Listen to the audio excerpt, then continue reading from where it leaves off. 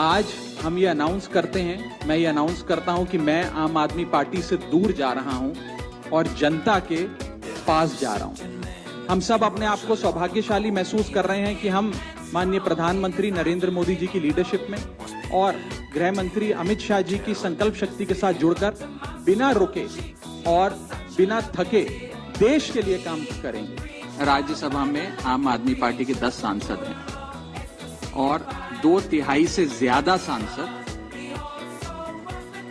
इस मुहिम में हमारे साथ हैं और अभी और भी हैं जो साथ आएंगे।